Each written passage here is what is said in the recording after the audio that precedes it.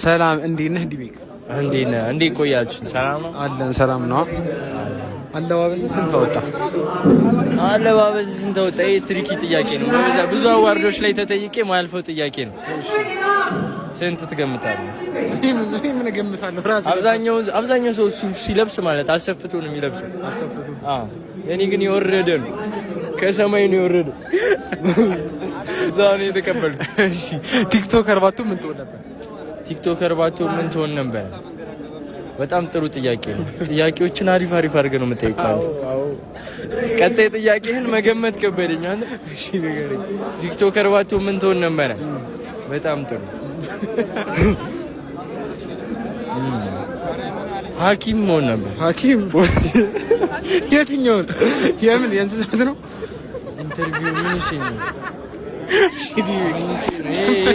ይሄን ፓርቲ ቁረጡት አንተ ምን